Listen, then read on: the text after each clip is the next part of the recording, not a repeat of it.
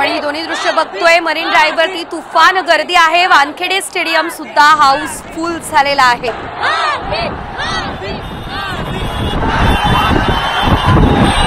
Live दृश्य जे आहेत ते आपण पाहू शकतोय। मरीन ड्राइव्ह वरती मोठ्या संख्येने नागरिकांनी गर्दी केलेली आहे। आपण पाहू शकतो अगदी रस्ता दिसत नाहीये इतकी गर्दी या ठिकाणी झालेली आहे।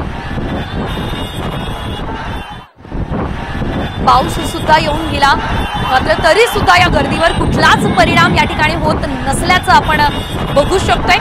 केवळ उत्सुकता आपल्या लाडक्या क्रिकेट टीमला बघण्याची आहे। वानखेडे स्टेडियम हाऊसफुल आता झालेला आहे आणि मरीन ड्राइव्ह सुद्धा हाऊसफुल झालाय असंच म्हणावं लागणार आहे, कारण या ठिकाणी पाय ठेवायला सुद्धा जागा नाही आहे। अशा प्रकारची परिस्थिती सध्या निर्माण झाली असल्याचं आपण बघतोय।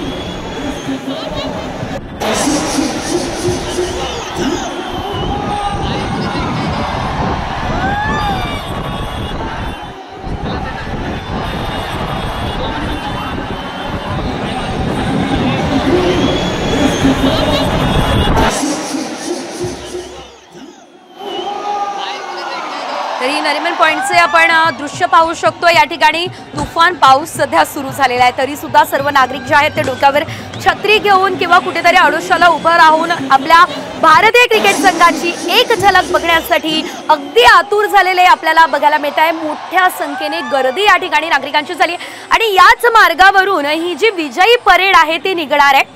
त्या आधीची ही आपण दृश्य बघतो। आज सकाळपासून मुंबईमध्ये एक वेगळाच माहोल बघायला मिळालेला आहे आणि आज सकाळपासून मुंबई अगदी आनंदात नाचते असंच आपल्याला बघायला मिळतंय।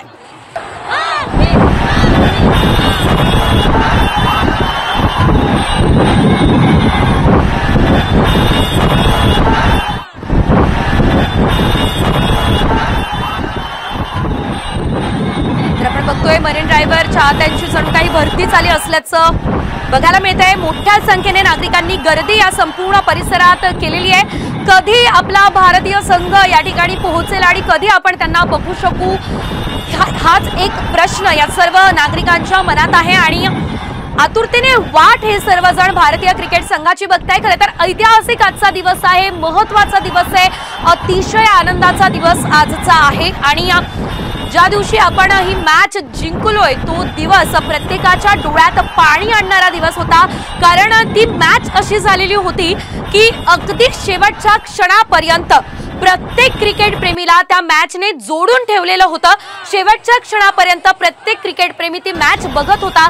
जरी मध्ये अशी परिस्थिती निर्माण झाली की नाही भारत आता जिंकणार नाहीये, दक्षिण आफ्रिकाचाच विजय होणार आहे अशी परिस्थिती निर्माण झालेली होती, तरी त्यानंतर काही असं घडलं, सूर्यकुमार यादवने घेतलेला कॅच असेल किंवा त्यानंतरच्या ज्या धावा होत्या त्या अशा झाल्या की त्यानंतर प्रत्येक जण जल्लोष करत होता।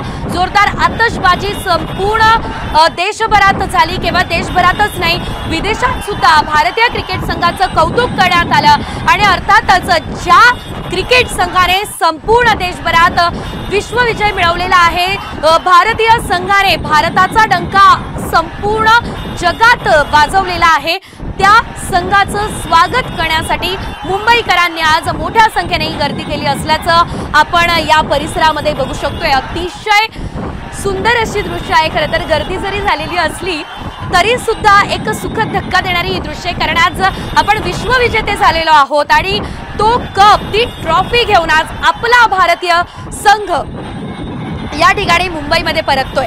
मरीन ड्राइव्ह वरती चाहत्यांची भरती आलेली आहे आणि हा संपूर्ण परिसर खचाखच भरलेला आहे। साधारणतः आपण नेहमी बघत असतो मुंबईमध्ये गर्दी ही होतच असते, मात्र आजची गर्दी ही आनंदाची आहे आणि आज जरी गर्दी झालेली असेल तरीही प्रत्येकाच्या मनात एक आनंद आहे, जल्लोष आहे, उत्साह आपल्याला त्यांच्या चेहऱ्यावर दिसतोय।